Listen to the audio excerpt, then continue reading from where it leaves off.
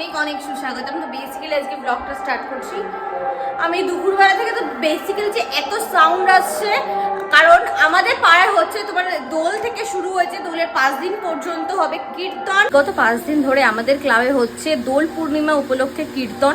তো সেই জন্য আজকে তাহলে কি হবে লীলা কীর্তন, রাসলীলা। তো সেই জন্য সবাই সখী সাজছে, তো সবাইকে আমি সাজিয়ে দিচ্ছি। এইখানে আমার বোন সাজছে আর ওর বান্ধবীগুলো সাজছে। সবাইকে এখন দায়িত্ব হলো রেডি করে দেওয়ার দায়িত্ব হলো আমার, তো এখন আমি সবাইকে সাজাচ্ছি সেই জন্য।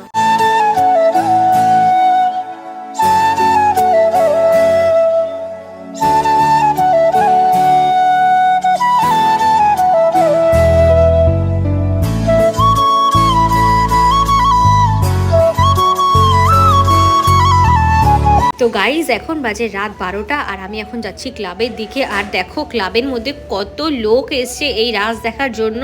তো ফাইনালি কিছুক্ষণ অপেক্ষা করার পর শুরু হলো রাস। আর এখানে ছোট ছোট বোনেরাও নাচ করছিল, তার মধ্যে আমার বোনও ছিল। সব গোপীরা মিলে নাচ করছিল। এই রাস দেখতে কাদের কাদের ভালো লাগে অবশ্যই কমেন্টে জানাও। The next day. So alright guys, তো কালকে যেহেতু তোমরা দেখলেই যে পাড়ার মধ্যে আমাদের সব রাসের সব লীলা খেলা চলছে, তো আজকে হলো পঞ্চম দোলের গোপালের ভোগ। তো সেখানে আমাদের পাড়ার মধ্যে সমস্ত গোপাল এক জায়গায় যাবে। তো ওখানেই হলো বিশাল করে আজকে মহোৎসব হবে। তো সেই জন্য আমাদের দিদাবাড়ির গোপাল প্লাস আমাদের গোপাল আবার মন্দিরে আমরা দিয়ে আসবো। যে আমার গোপু সোনা আর এই যে আমাদের বাড়ির গোপালের জন্য জামাটা আমি বানিয়ে নিয়েছি। A few moments later. এই বড় গোপালটা হলো আমাদের বাড়ির গোপাল আর এই ছোট গোপালটা হলো দিদাবাড়ির গোপাল। তো এই দুটো গোপালই এখন আমি দিয়ে আসবো ক্লাবে।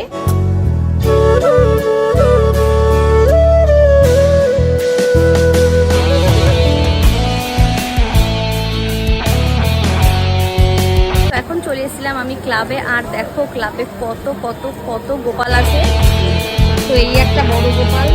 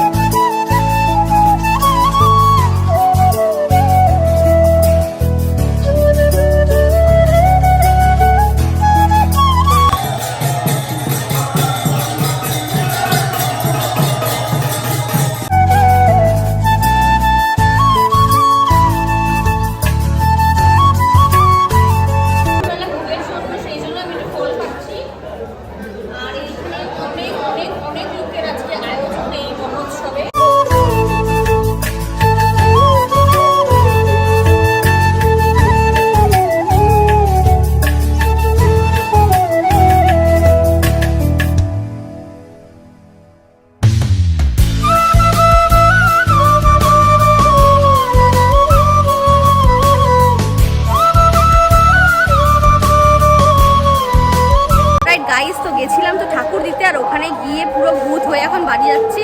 তো ওইখানকার ঠিক ব্যাপারটা ঠিক মানে অন্যরকমের, মানে সবাই মানে একদম ঠাকুরের সাথে কানেক্ট করতে পারছে। এখানকার মানে আমেজটা এমনই না, মানে ওখানে একটু সাথে থাকলেই না মানে পুরো ইমোশনাল হয়ে যাচ্ছে, এরকম একটা ব্যাপারটা খুব ভালো লাগছে আর কি। আর এত লোক আমাদের পাড়ায় পঞ্চম দোলের গোপালের মহোৎসবে প্রায় 3-4 হাজার লোকেরও বেশি লোকের আয়োজন করা ওখানে। The next day. তো এখন আমি যাচ্ছি হচ্ছে তোমার মাসি বাড়ি। গেছিলাম জয়াদের বাড়িতে। এইটা হচ্ছে মোদাল। তো এর উপর হচ্ছে জয়া ড্রয়িং করেছে ওদের কলেজে তোমার এক্সিবিশনের জন্য। ও একটা গাউন তৈরি করবে, ফ্যাব্রিকটা হলো মোদাল। তো এর উপরে হচ্ছে পাখির ডিজাইন করে এখন স্টিচ করছে। তারপরে এই স্টিচ গুলো দেওয়া হবে গিট্টু, তারপরে এগুলো কালারে চোবাবে। কালারে চোবানোর পর এগুলোতে সব একটা ডিজাইন বেরাবে। তো তারপরে তো তোমরা দেখতেই পারো। তো এই ডিজাইনটা যেটা তৈরি করা হবে তো সেটা বাদলি প্রিন্টের হবে। পোস্টমর্টমের সেলাই। সন্ধ্যা 7টা বাজে। যে হোয়াইট কাপড়টার মধ্যে পুরো মানে সেলাই করছিলাম তো সেই কাপড়টায় গিট মেরেছি। তো এইটা হলো সেই মোদালটা। তো এইটার ওপর পুরো ডিজাইনটার ওপর পুরো গিট্টু মারা রয়েছে। তো দেখো গিট্টুগুলো ঠিক কেমন লাগছে। তো এই গিট্টু মারার পর হচ্ছে এটাকে হচ্ছে কালারে চোবানো হবে। তো জয়া খুকি আয়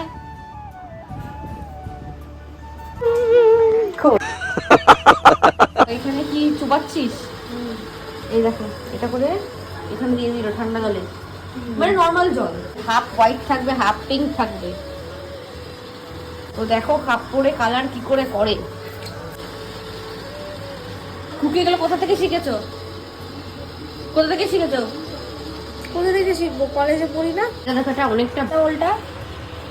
কুকি ভালো হচ্ছে না কিন্তু রং, আটটু চোবা। আর কত কিছু শেখাবি গাইস। তো এটা অলরেডি কালার করা রয়েছে। তো এইখানে এত ছোট ছোট করে টুকরো করে কেটেছি। তো এটা চুবিয়ে দেখবো কালারটা কি আসে না আসে। যদি সিমিলার না আসে তখন আরো কালার মিশিয়ে সিমিলার করার চেষ্টা করা হবে। একটা স্যাম্পল নিয়ে এই রংটার মধ্যে চোবাচ্ছি।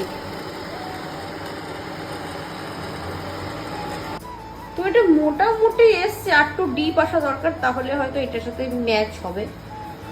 রং মেশাচ্ছে, রং মেশাও। জীবনটা নাকি অন্ধকার হয়ে গেছে। এদিকে তাকাও, গাইজদের দেখাও। আমার জীবনটা অন্ধকার হয়ে গেছে। বাবার জন্য ভাবতে পেরেছিস যে এইসব করতে হবে তোমাকে? আমার এখন মাথা নষ্ট হয়ে যাচ্ছে। দেখি রংটা এসছে নাকি। স্যাম্পল চোবাবো? চোবাও বাবা, গরম কিন্তু। কোন কালার ফোটানো হচ্ছে? এখানে ফোটানো হচ্ছে কালার। এই হোয়াইট বাদনিটা তাড়াতাড়ি হাতা দিয়ে নাড়াচাড়া করো।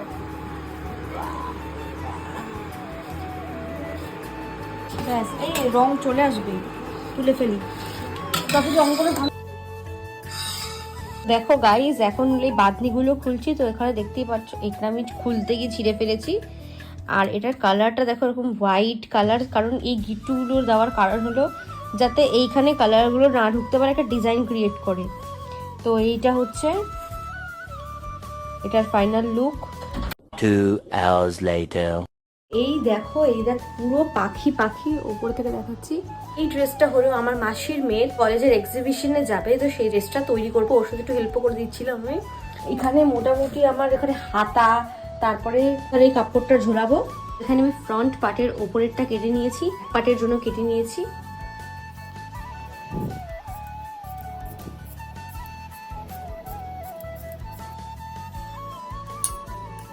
তো এখানে ব্যাক পার্টটা আমি কেটে নিচ্ছি।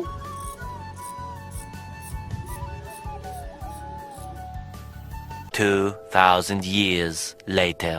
তো ফাইনালি গাইজ আমার ড্রেসটা তৈরি করা হয়ে গেছে। তো দেখো ড্রেসটার একদম ফাইনাল লুক। এটা হলো এই ড্রেসটার ফাইনাল লুক। তো অলরাইট গাইজ, তো এখন চলে এসেছিলাম দিদি বাড়িতে। তো আজকে হচ্ছে দিদির জন্মদিন। Happy birthday to you. Thank you so much. আমরা সবাই মিলে এসেছি। আর এখানে দেখো ও সাজুগুজু করছে, আর অনামিকা প্রীতি এরকম দাঁড়িয়ে রয়েছে, একটা মিচকি হাসছে কথাবার্তা মন্টি। আর এই যে অরেঞ্জ চিলা, আর এই যে আমাদের ভুটকি।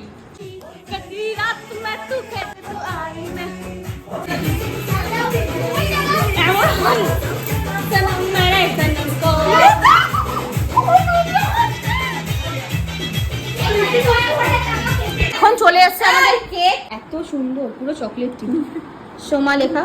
আর এই যে সমাধি। এখানে আমরা জাইম্বুকে অনেক মিস করছি। জাইম্বু যদি আসতো আর অনেক ভালো হতো, মজা হতো। আরেকটা কেক কোথায় মিকা? তোদের কেকটা? ওই কেকটাই তো আমি খাবো, ওই কেকটা খেতে এসছি। মন্টিকে বলছিলাম হবে মিকা কেক ভালো করে, যেদিন আমাদের বাড়িতে যাবি সেই দিন। মাক্কালিবাল কেক। আর এই কেকটাতে এই কেকটা এত ভালো লাগে কি আর বলবো, মানে কখন কাটবে আর কখন খাবো ওই অপেক্ষায় রয়েছি। তোমাদের বলে রাখি, এই যে এই মেয়েটা, এটা কিন্তু যার জন্মদিন তার মেয়ে, মানে কেউ বলবেও না, বোন বলবে। শান্তুর পাপড়ি জামাইবাবু আমার একদম শান্তুর কা পাপা। এই তো বার্থডে গার্লের পোলাপান্ডা, বার্থডে গার্লের পাশে কি বসো প্লিজ। এখন সিকিমে আছি বর্তমানে আমরা। সিকিম ফিল করাচ্ছি সবাইকে। Happy birthday to you.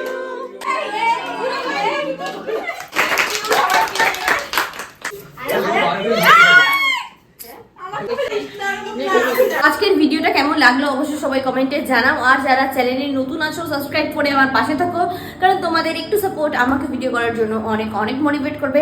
তো do subscribe my channel Niyar Diaries. আর দেখা হচ্ছে পরের দিন সকাল 8টার সময়। বাবাটাকে লাভ ইউ।